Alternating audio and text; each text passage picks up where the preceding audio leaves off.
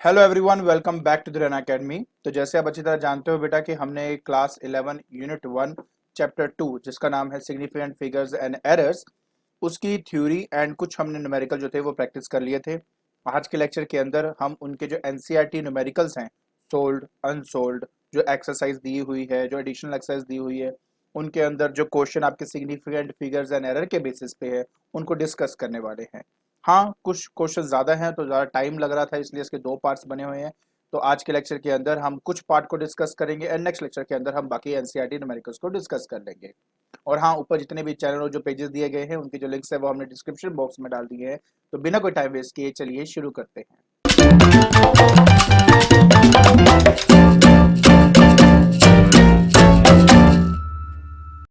तो देखिए बेटा, सबसे पहला हमारा ये क्वेश्चन है, काफी इंटरेस्टिंग क्वेश्चन है ये।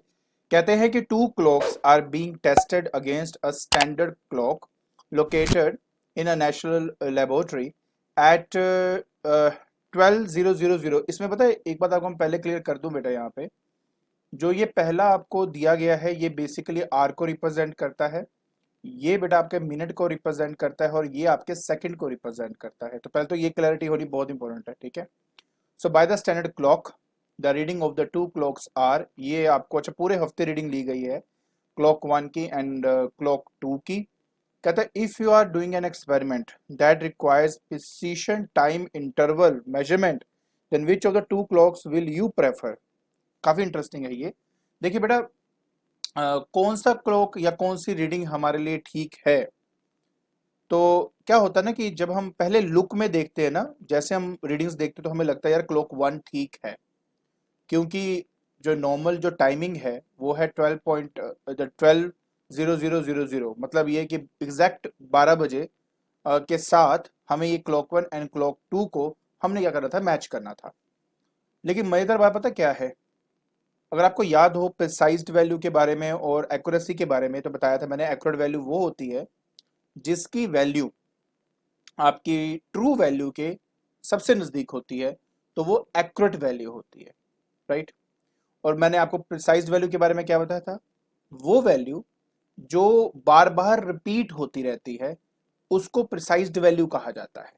अच्छा, अब ये समझने के लिए कि इन दोनों में से कौन सा प्रिसाइज्ड है कौन सा कम प्रिसाइज्ड है, उसके लिए ना बेटा एक्चुअली रेंज निकाली जाती है। अब रेंज का मतलब क्या है ना, मन में आता है सर रेंज का मतलब बताइए। सो बेटा रेंज का मतलब होता है that is highest value minus lowest value. Simple सी बात है। रेंज आपको ये बताएगा कि ये जो रीडिंग आपको दी गई है वो एक्चुअली में कौन से, मतलब लोएस्ट वैल्यू कौन से आपने मेजर करी और हाईएस्ट वैल्यू कौन से आपने मेजर की, उनका डिफरेंस निकाल दो। तो वो एक्चुअली आपको एक रेंज प्रोवाइड करता है। सो अगर मैं यहाँ पे ध्यान से देखूं तो ये है सबसे लोएस्ट जो रीडिंग है बेटा, वो ये है आपकी, ठीक है। और अगर मैं सबसे हाईएस्ट की बात करूं तो 130 ये वाली है बेटा, सबसे हाईएस्ट ये वाली है। सो मतलब ये कि अगर मैं क्लॉक वन का अगर रेंज निकालना चाहता हूँ तो मुझे 12:01 ओके एंड 50 सेकेंड्स, 12 बज के 1 मिनट और 50 सेकेंड, ये है बेसिकली इसका मतलब। उसमें से माइनस करना पड़ेगा 11 बज के 59 मिनट्स एंड 8 सेकेंड को। सो अब इसको कैसे करें बेटा माइनस, है ना। सबसे बढ़िया पता क्या तरीका होता है, मेरे को जो लगता है मैं यही करूंगा कि पहले तो देखो ये है आपका दैट इज 11:59:08। तो 1 मिनट बाद ये बन जाएगा 12:00:08, ठीक है। ये आपके पास बन गई, ये एग्जैक्टली exactly हम बात कर रहे हैं 1 मिनट बाद की, क्योंकि 1 मिनट ऐड करूंगा तो 12 बज जाएंगे ना। तो 1 मिनट मतलब हो गया 60 सेकेंड्स आपका यहाँ पे। चलो, अगले 1 मिनट में ये आ जाएगा दैट इज 12 बज के 1 मिनट और 08, ये मेरे पास आएगा। तो मतलब और 60 सेकेंड्स का आपका गैप हो गया। अच्छा, इसके बाद हमें यहाँ पर 50 लेकर आना है, कितना लेके आना है, 50 लेके आना है। तो इसका मतलब है कि इसमें 42 अगर मैं ऐड कर दूंगा तो ऑटोमेटिकली 50 आ जाएगा, मतलब ये कि और 42 सेकेंड्स। सो इन टोटल अगर आप देखें तो बेटा आपके पास बनता है 60 + 60 120, 120 एंड 42, तो ये बन गया बेटा 162, 162 सेकेंड्स। इसका मतलब ये हुआ कि पहली रीडिंग और मतलब जो सबसे बड़ी रीडिंग है, जो सबसे स्मॉलेस्ट रीडिंग है, उनके बीच का जो गैप है 162 सेकंड्स का है। आई होप ये क्लियर हो गया होगा बेटा आपको ना, रेंज कैसे निकाली मैंने। अच्छा, अगर मैं क्लॉक 2 की बात करता हूँ, क्लॉक 2 की, तो क्या करेंगे? 1014 is the least and 1015 max है आपका, लेकिन 1014 में छोटा कौन सा है आपका? ये 53 है, ये 59 है, ठीक है। तो एक काम करते हैं 53 वाला। सो दैट इज 10 14 53, ये सबसे लोएस्ट वैल्यू है। सबसे हाईएस्ट वैल्यू में 1015 तो होना ही चाहिए। और उसके अलावा ये 6 है, ये 18 है, ये 24, ये 24 वाला है ना, मतलब 10 15 एंड दैट इज 24। बेटा ये आपके पास यहाँ पे, यहाँ पर आ जाता है, ठीक है जी। तो बस, तो जिस तरह मैंने आपको पहले बताया बेटा, आप जानते हो बेटा कि अगर आप चाहो ना तो इसको और तरीके, बड़े एक और तरीका भी है, मैं वो भी बता देता हूँ बेटा आपको। जैसे आपने इसको ये वैल्यू बनाना है, राइट, तो 60 सेकंड का 1 मिनट होता है, तो एक काम करो, अगर इसमें 7 सेकंड में ऐड कर दूंगा तो ऑटोमेटिकली बेटा ये हो जाएगा 10:15 एंड 00 आ जाएगा। और अब इसके अंदर 24 में और ऐड कर दूंगा तो मुझे वो वाली ऊपर वाली ये वैल्यू मिल जाएगी, ठीक है। तो बस इसके बाद 24 और 7, right, so that is 31 second, right, 31 second, ठीक है जी। तो ये बेटा, जब मैंने इन दोनों का डिफरेंस करा 31 सेकेंड मुझे मिल गया। सो बेटा इसका मतलब पता क्या है? इसका मतलब ये है कि जो क्लॉक 2 की रीडिंग है ना, उसकी हाईएस्ट और लोएस्ट वैल्यू में की जो रेंज है, मतलब मतलब जो इनकी वैल्यूज आ रही हैं, उसमें ज्यादा से ज्यादा बस 31 सेकेंड का डिफरेंस है। लेकिन जो क्लॉक 1 की बात कर रहा हूं, उसकी अगर रेंज को चेक करूं तो यार 162 सेकेंड का डिफरेंस बन रहा है, 162 सेकेंड का डिफरेंस बन रहा है। इसका मतलब ये हुआ कि ज्यादा प्रिसाइज वैल्यू जो होगा वो मेरा क्लॉक 2 देगा, क्लॉक 1 नहीं देगा। क्योंकि इसकी देखो ना रेंज बहुत ज्यादा है बेटा, वैल्यू कोई भी आ सकती है इस रेंज के अंदर, ठीक है। एक्यूरेट मैं कह सकता हूँ कि ट्रू वैल्यू के नजदीक है, बट प्रिसाइज का मतलब क्या था? जब एक ही वैल्यू बार बार रिपीट होती है, मतलब जब उसका रेंज छोटा हो जाए। तो बेटा बस इसी वजह से हमारा जो क्लॉक 2 है वो इसका सही आंसर है। आई होप आपको ये बात अच्छे से समझ में आ गई होगी। Very good. चलिए अब हम अपना नेक्स्ट न्यूमेरिकल देखते हैं। सो देखिए बेटा, नेक्स्ट न्यूमेरिकल में कहता है कि we measure the period of oscillation of a simple pendulum in successive, मतलब मेजरमेंट्स दी हुई है उनकी। The readings turn out to be 2.63 second, 2.56 second, 2.42 second, 2.71 second and 2.80 second. तो कहता है calculate the absolute errors and the relative error और the percentage error, हमें इसमें से फाइंड करना है। देखिए बहुत ज़्यादा आसान है। सबसे पहले हम बेटा क्या करेंगे, इसका मीन निकालेंगे, ठीक है ना। क्योंकि ये पीरियड ऑफ ऑसिलेशन है बेटा, बेसिकली टाइम पीरियड ही होता है, तो यहाँ पर मैं टी मान लेता हूँ। तो सबसे पहले बेटा यहाँ पे हम निकालेंगे टी मीन। तो उसके लिए क्या करना पड़ेगा, इन सबको मैं बेटा बस यहाँ पर 2.56 प्लस 2.42 प्लस 2.71 एंड प्लस 2.80, अब इसको डिवाइड कर दूंगा कितने टर्म्स है बेटा, 1 2 3 4 5, तो मैं इसे बेटा 5 से डिवाइड कर दूंगा, ठीक है। बस हमने बेटा इनको सिंपली ऐड करना है। अब जैसे आप इसको ऐड करते हो, आपका जो मतलब ऊपर है वो 13.12 और नीचे बेटा आपके पास 5 आ जाता है। बस आपने बेटा इसको सॉल्व करना है, तो 2.624 सेकेंड बेटा आपके पास मीन वैल्यू आ जाती है। लेकिन क्या ये मेरा आंसर है इस टी मीन का? बिल्कुल भी नहीं। आप देख सकते हो जब मुझे ऐड करना होता है बेटा, इफ़ यू रिमेंबर, तो मैंने क्या कहा था बेटा आपको कि जो भी आपका जो लीस्ट डेसिमल प्लेसेस होते हैं बेटा, अगर ऐड कर रहे हो तो वो उसमें आपका आंसर आना चाहिए।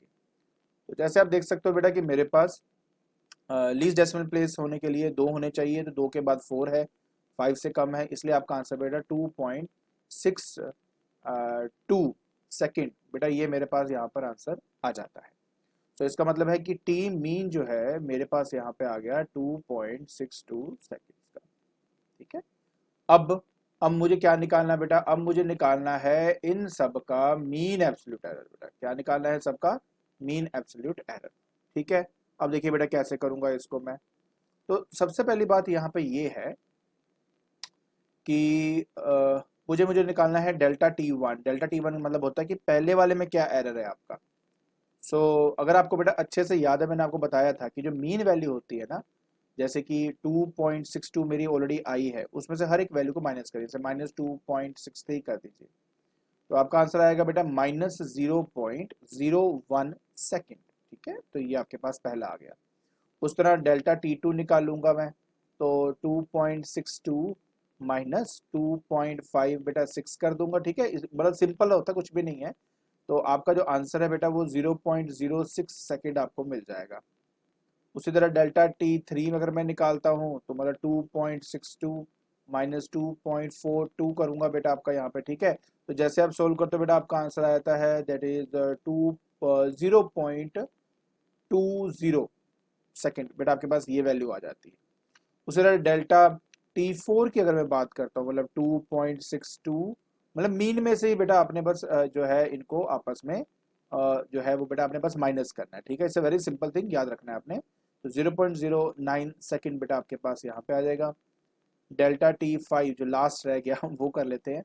तो जैसे आप इसको करते हो तो 2.62 माइनस बेटा आपका है 2.80, राइट। तो जैसे आप इसको सब्ट्रैक्ट करोगे बेटा आपका आंसर आ जाता है -0.18 सेकेंड आ जाता है। ठीक है, तो अब मुझे निकाल, ये था एब्सोल्यूट एरर्स, ये एब्सोल्यूट एरर्स है बेटा, ये वाले एब्सोल्यूट एरर्स है। ठीक है, ये मेरा हो गया पहला पार्ट। लेकिन मुझे रिलेटिव एरर या परसेंटेज एरर फाइंड करने के लिए मीन एब्सोल्यूट एरर निकालना बहुत जरूरी है, और उसको हम डेल्टा टी मीन से रिप्रेजेंट करते हैं। ठीक है, और करने का तरीका कुछ भी नहीं है बेटा, इतना मुश्किल नहीं है। जैसे डेल्टा टी मीन है आपके पास बेटा यहाँ पर, तो बस इन सबको ऐड कर दो। बट ऐड करते वक्त याद क्या रखना है कि मैग्नीट्यूड्स लेने हैं। मैग्नीट्यूड का मतलब होता है पॉजिटिव वैल्यूज उठानी है आपने। जैसे कि 0.01 प्लस 0.06 प्लस बेटा आपका 0.20 प्लस 0.09 प्लस 0.18 डिवाइडेड बाय बेटा आप यहाँ पर 5 आप कर देते हैं। ठीक है ना, सिंपल है, कोई मुश्किल नहीं बेटा इसको। Very good. तो बस जैसे आप इसको सॉल्व करते हो बेटा आपका आंसर आता है 0.108, ये बेटा आपके पास यहाँ पर आंसर आ जाता है। अगेन ये सेकंड में होगा, लेकिन बात वहीं पे आगे रुक जाती है कि अगर आप देखें तो 2 डेसिमल प्लेसेस है बेटा, तो इसके 2 डेसिमल प्लेस का मतलब हुआ 0.11 सेकेंड बेटा, ये आपके 2 डेसिमल प्लेसेस हैं।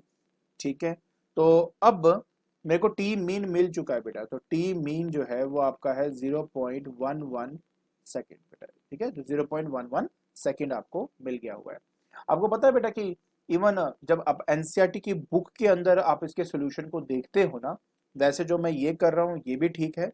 एनसीईआरटी की बुक के अंदर ना यहाँ पर लिया गया है 2.1 और यहाँ लिया गया है 2.6।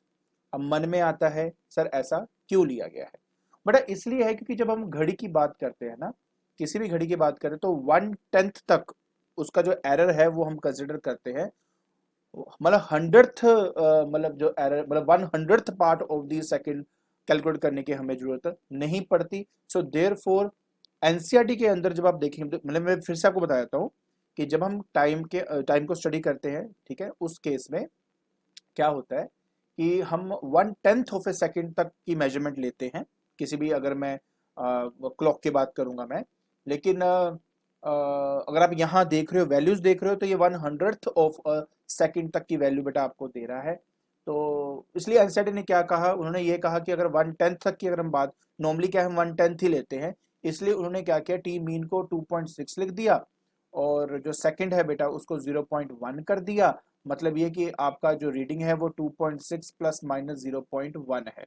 ठीक है, तो अगर एनसीईआरटी के बुक के हिसाब से चले तो अब आपने इस वैल्यू का इस्तेमाल करना है। लेकिन इतना कौन सोचता है, आई नो आप लोग इतना नहीं सोचेंगे इन बातों को, तो इसलिए जो हमने सीखा है हम उसी के अकॉर्डिंगली इसको करेंगे, तो वो भी ठीक है। मतलब अगर आप डिफरेंट डिफरेंट बुक्स चेक करेंगे तो डिफरेंट डिफरेंट अप्रोचेस बनाए गए हैं। एक अप्रोच ये वाली है जो एनसीईआरटी ने खुद उठाई है, एक वो है जो डिफरेंट डिफरेंट बुक्स जो मैं फॉलो करता हूँ उनके अंदर ये वाली अप्रोच उठाई है। तो कोई भी कर सकते हो, कोई इश्यू वाली बात नहीं है। मैं चाहता था कि आपको ये घबराहट ना हो जाए एकदम से देखकर कि सर वहां तो यही दिया हुआ है आपने क्या कर दिया, तो ऐसी चीजें ना हो। To make it very clear कि मैं क्या कर रहा हूँ आपको सब पता होना चाहिए, इसलिए मैं कर रहा हूँ बेटा। सो फाइनली जो हमारी रीडिंग आई है बेटा, आपको पता है T plus minus delta T mean होता है बेटा, आपको पता ही है इसके बारे में, मैंने आपको कितनी बार ये चीज बताई है। सो 2.62 plus minus zero, that is plus minus 0.11, और ये बेटा मेरे पास सेकंड आ गया। सो अब बेटा मुझे फाइंड करना था इसके अंदर एब्सोल्यूट एरर। एब्सोल्यूट एरर तो तुमने फाइंड कर लिया, अब इसमें फाइंड करना था रिलेटिव एरर और परसेंटेज एरर, ठीक है ना। बड़ा आसान है यार, मैं आपको ऑलरेडी बता चुका हूँ कि अगर आपने दैट इज रिलेटिव एरर अगर मान लो ये निकालना ही है, सो उस केस में बेटा आप क्या करेंगे, उस केस के अंदर आपने मीन एब्सोल्यूट एरर जो है दैट इज 0.11 उसको डिवाइड करना है 2.62 के साथ, बस ये है बेसिकली जो आपने करना है, ठीक है। तो जैसे आप सोल्व करते बेटा 0.04198 मतलब ये आपका बेटा प्रॉपर जब सोल्व करते हो एक्चुअली ये बनता है। लेकिन मैंने आपको याद हो मैंने बताया था बेटा कि आपका जब आप किसी को डिवाइड करते हो तो आपका ये जो आंसर है बेटा, है ना, वो लीस्ट सिग्निफिकेंट फिगर होना चाहिए, तो दो सिग्निफिकेंट फिगर है आपका, तो इसलिए बेटा जब हम यहाँ पे दो सिग्निफिकेंट की बात करें तो 4 1 तक रहेगा। 1 के बाद अगर आप ध्यान से देख रहे हो तो हमारे पास 9 है, और क्योंकि 9 है बेटा तो ये बन जाएगा 0.042 बनेगा बेटा आपके पास यहाँ पे, समझ में आया। एंड उसके बाद ऑफ कोर्स अगर आप परसेंटेज एरर इसका फाइंड करना चाहते हो तो बेटा वही आपका आ जाएगा 4.2%, क्योंकि करना क्या है, करना ये था कि 0 पॉइंट मतलब आपको बता देता हूँ कि relative error into relative error जो है उसको मल्टीप्लाई करना था 100 के साथ परसेंटेज निकालने के लिए, तो 4.2% बेटा आपका यहाँ पे आंसर आ जाता है। अच्छा दूसरी बात, अगर मैं एनसीईआरटी के पर्सपेक्टिव से चलता हूँ तो 0.1 डिवाइडेड बाय 2.6 करूंगा तो लीस्ट सिग्निफिकेंट फिगर क्योंकि 1 बचता है, इसलिए बेटा आपका यहाँ पे जो आंसर है वो 4% आएगा, ठीक है। तो ये फर्क है। आई होप आपको अच्छे से क्लियर हो गया होगा कि कौन सी चीज कहाँ पे कैसी दी हुई है, मेरे को था आपको क्लियर करना, आई होप वो क्लियर हो गया होगा। चलिए अब हम अपना नेक्स्ट न्यूमेरिकल करते हैं। सो बेटा इस क्वेश्चन में कहता है the temperature of the two bodies measured by a thermometer are T1 and T2 दिया है, आपको कैलकुलेट करना है that is temperature difference and the error therein. तो बहुत आसान है, देखिए क्या करेंगे, पहली बात the temperature difference, temperature difference क्या होगा बेटा आपका, ऑब्वियस है बेटा T2 माइनस T1 करेंगे, दैट्स इट। सो बेटा दैट विल बी 50 माइनस 20 और आंसर आपका बेटा 30 डिग्री सेल्सियस आ गया। लेकिन जब किसी दो क्वांटिटी को हम आपस में ऐड या सब्ट्रैक्ट करते हैं, जो उनका एरर होता है ना बेटा आपका एरर, टेम्परेचर का एरर, वो एक्चुअली उन दोनों एरर्स को ऐड करके आपको मिलता है। तो 0.5 प्लस 0.5 करूंगा तो आंसर 1 आ गया ना मेरा, एंड दैट्स इट बेटा। तो फाइनली ये डिग्री सेल्सियस है, तो आपका आंसर आएगा 30 प्लस माइनस 1 डिग्री सेल्सियस। तो ये बेटा आपका रिक्वायर्ड आंसर है। आई होप आपको अच्छे से समझ में आ गया होगा बेटा कैसे ये न्यूमेरिकल करना है। चलिए अब हम अपना नेक्स्ट न्यूमेरिकल करते हैं।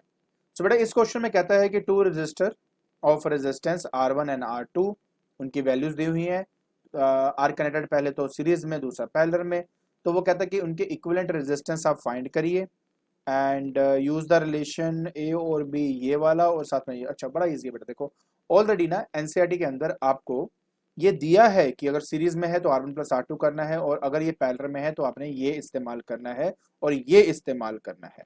मतलब क्या है मैं आपको बताता हूँ, डोंट वरी, पहले हम पहला पार्ट कर लें। सीरीज कॉम्बिनेशन में बेटा RS जो होता है वो R1 प्लस R2 होता है, मतलब दोनों को ऐड करेंगे। ऐड करते वक्त आपने इन दो नंबर को तो ऐड करना ही है, तो आंसर आपका 300 आ जाएगा, प्लस माइनस इनके एरर्स को भी ऐड करना है जो कि 7 आएगा। तो लीजिए बेटा पहला पार्ट तो यहीं पे खत्म हो जाता है, बहुत सिंपल है। बी पार्ट के अंदर बेटा आपको दिया जाता है कि दे आर पैरेलल, तो 1 upon R dash is equal to 1 upon R1 plus 1 upon R2। So R dash basically क्या होता है बेटा R1 R2 upon R1 plus R2। तो बस जी, तो ये आ जाएगा बेटा that is 200 into 100 divide by आपका आ जाएगा बेटा that is R1 plus R2 है ना, दैट विल बी 300, ठीक है। ये आपका बेटा आ गया 200 डिवाइड बाय 3, ठीक है। फ्रैक्शन में नहीं छोड़ना बेटा, बस आप इसको सॉल्व करेंगे, आपका आंसर 66.7 ओम बेटा आपका आंसर आ जाएगा। अब बात रही थी बेटा उसके एरर को फाइंड करने के लिए। अब ऐसे वाले क्वेश्चन को अगर मैंने जिसके नीचे प्लस का साइन, देखो क्या होता है अगर बीच में प्लस का साइन ना होता ना, फिर तो रिलेटिव एरर सभी के इंडिविजुअली लिख के उनको ऐड करके अपना आंसर आ जाता। लेकिन जब बीच में प्लस का साइन आ जाता है ना बेटा, उस केस में इसको सॉल्व करने के लिए एक्चुअली आपको डिफरेंशिएशन लॉग ये दोनों आने चाहिए, क्योंकि क्या किया जाता है कि इनको ना लॉग लिया जाता है हर एक फंक्शन को, फिर उसको डेरिवेटिव किया जाता है, उसके बाद जाके बेटा आपको ये आंसर मिलता है। डोंट वरी, जब मैथमेटिकल टूल्स आपको मैं करवाऊंगा एक दो लेक्चर के बाद, तो उसके अंदर मैं सब कुछ आपको डिटेल में समझाऊंगा, तब आपको उस टाइम वहाँ पे ये करके भी दिखा दूंगा ये आया कहाँ से, ठीक है। तो घबराना नहीं है, मैं हूँ, मैं आपको अच्छे से हर चीज़ समझाऊंगा। सो देखिए क्या करना है, यहाँ तक तो आपका क्लियर हो ही गया, आई डोंट थिंक कि कोई इशू वाली बात है। तो बस अब मुझे बेटा डेल्टा आर डैश निकालना था, तो मैं इस आर को ना इधर ले जाता हूँ, मतलब ये that will be R dash का square into delta R one divide by R one का square plus delta R two divide by R two का स्क्वायर। मतलब ये अगर मैं डेल्टा आर डैश निकाल ही रहा हूँ, तो आर डैश का स्क्वायर मतलब 66.7 का होल स्क्वायर, तो बेटा ऑलरेडी आपको हमने फाइंड तो कर ही ली वैल्यू, ठीक है। डेल्टा आर वन मतलब हो गया 3 ओम डिवाइड बाय बेटा नीचे आएगा 100 का स्क्वायर बेटे, ठीक है ऐसे। और अगर डेल्टा आर टू की बात करूँ तो बेटा 4 नीचे आ जाएगा 200 का स्क्वायर लाइक दिस, ठीक है। बस जी कुछ भी नहीं है यार, बहुत सिंपल है, जैसे आप इसको सॉल्व करते हो आपका आंसर बेटा 1.8 ओम आपको मिल जाता है, दैट्स इट। तो फाइनल आंसर जो आपका है that will B 66.7 plus minus 1.8 ओम। तो ये बेटा आपका यहाँ पे आंसर आ गया, आसान था ना, आई टोल्ड यू। चलिए अब हम अपना नेक्स्ट न्यूमेरिकल करते हैं। सो नेक्स्ट क्वेश्चन में कहते हैं बेटा each side of the cube is measured to be 7.203 meters, okay। So कहता कि what are the total surface area and the volume of the cube to appropriate significant figures। अच्छा देखिए बहुत ज़्यादा आसान है, मैं अभी बता देता हूँ। सबसे पहला हम निकालेंगे that is total surface area, total surface area. बेटा देखो जहां तक बात है टोटल सरफेस एरिया की, आई होप आपको इसका जो वो है ना क्या नाम है इसका फॉर्मूला आपको याद होगा। सो वो हो जाता है बेटा आपके पास, क्योंकि 6 साइड्स होती हैं, हर एक साइड का जो एरिया है वो एल स्क्वेयर होता है, इसलिए बेटा 6L² आपके पास यहाँ पे आ जाता है। तो बट 6 × 7.203 मीटर का होल स्क्वायर बेटा आप यहाँ पे कर देंगे। बस बेटा देखो मेन तो है कि आपने इसको मल्टीप्लाई करना है, ठीक है ना। तो ये बेटा आपका आता है 311 point that is 299,299,254 metre square. तो बेसिकली क्या है कि इतना बड़ा बेटा आपका जो है यहाँ पे आंसर आ जाता है, ठीक है। तो अब मुझे आंसर क्या चाहिए, मुझे चाहिए जब हम बात करते हैं ना बेटा इसकी मल्टीप्लिकेशन की, क्योंकि हो तो यहाँ मल्टीप्लाई रहा है, तो लीस्ट सिग्निफिकेंट फिगर के हिसाब से हमारा आंसर आना चाहिए। अब आप बोलेंगे सर 6 है, 6 मैंने क्या बोलता बेटा कि जो एक्यूरेट वैल्यू होती है वो infinite number of significant figures होती हैं, तो वो आप बिल्कुल मत माना करो, जो नंबर है उसको देखो। तो मतलब है कि यहाँ से यहाँ तक सिर्फ आएगा बेटा, इसके बाद जो है वो 9 है, ऑफकोर्स है बेटा 9 5 से बड़ा है, तो जब इसको हटाएंगे इसमें +1 हो जाएगा। सो एज ए रिजल्ट बेटा आपका आंसर 311.3 मीटर स्क्वायर, ये आपका यहाँ पर आंसर आ जाएगा। तो इस तरीके से बेटा आपने इसको करना था। बी पार्ट की बात करें वॉल्यूम, बेटा वॉल्यूम तो आप क्यूब का अच्छी तरह जानते हो बेटा जी, एल क्यूब बेटा आपका वॉल्यूम होता है। तो 7.203 मीटर का होल आप क्यूब कर दोगे, ठीक है। जस्ट आपने क्या करना है इसको बेटा मल्टीप्लाई करना है। तो जैसे आप मल्टीप्लाई करते हो तो आपके पास 373 पॉइंट दैट इज 714, काफी बड़ा नंबर आएगा ना, ऑफकोर्स मल्टीप्लाई तो करना ही बेटा आपने, 754 मीटर क्यूब ये आ जाएगा। ऑफकोर्स क्योंकि आप मल्टीप्लाई कर रहे हो तो आपके 4 डिजिट से ज़्यादा नहीं होने चाहिए, 4 सिग्निफिकेंट है। इसके बाद वाला नंबर जो है वो ऑब्वियस 5 से छोटा है, तो आपका फाइनल आंसर 373.7 मीटर क्यूब, ये बेटा आपका यहाँ पे आंसर आ जाएगा। So it's a very simple thing, multiply करना है आपने और लास्ट आपका आंसर आ जाता है, ठीक है। अब हम बात करते हैं बेटा इस न्यूमेरिकल की, बहुत सिंपल है। कहते हैं कि that is 5.74 gram of substance है, ऑक्यूपाई करता है 1.2 सेंटीमीटर क्यूब का वॉल्यूम। डेंसिटी फाइंड करनी है यार, आपको अच्छी तरह पता ही है यार। जब मैं डेंसिटी की बात करता हूँ तो आपको पता है कि वो होता है मास अपॉन वॉल्यूम, ठीक है। मास बेटा आपको दिया है 5.74 ग्राम, वॉल्यूम बेटा 1.2 सेंटीमीटर का क्यूब, ये आपको दिया हुआ है ऑलरेडी। तो जब आप इसको बेटा डिवाइड करोगे ना, आपका जो आंसर है वो एक्चुअली में जो आता है बेटा वो है that is 4.7833 and so on करता जाता है। लेकिन क्योंकि मैं इनको डिवाइड कर रहा हूँ, राइट, सो आपका लीस्ट सिग्निफिकेंट फिगर होना चाहिए। तो यहाँ पे दोनों में से लीस्ट, ऊपर वाला 3 है, नीचे वाला 2 है, ऑब्वियस आपका आंसर 2 सिग्निफिकेंट फिगर ही हो सकता है। तो मतलब ये 2 होंगे, बाकी सब निगलेक्ट होंगे। अब ये लास्ट वाला देख लो, 5 से बड़ा है, तो जब ये हटेगा तो इसमें +1 आ जाएगा। तो 4.8 ग्राम पर सेंटीमीटर क्यूब बेटा ये आपका यहाँ पर आंसर आ जाता है। आई होप आपको ये जितने भी न्यूमेरिकल्स थे इस पार्ट के एनसीईआरटी क्वेश्चन जो हैं वो समझ में आगे होंगे, ठीक है। तो आज के लेक्चर के अंदर बेटा हमने एनसीईआरटी जो क्वेश्चंस हैं उनके जो सोल्ड क्वेश्चन है, जो सोल्ड पार्ट है, वो हमने डिस्कस कर लिया है। नेक्स्ट लेक्चर के अंदर मैं उसकी जो एक्सरसाइज के अंदर क्वेश्चन है बेटा उनको डिस्कस करने वाला हूँ। और हाँ, अगर आपको मेरे ये क्वेश्चन और मेरा ये अटेम्प्ट अच्छा लग रहा है तो please like it, share it and subscribe it. आज के लिए बस इतना ही। Thank you so much.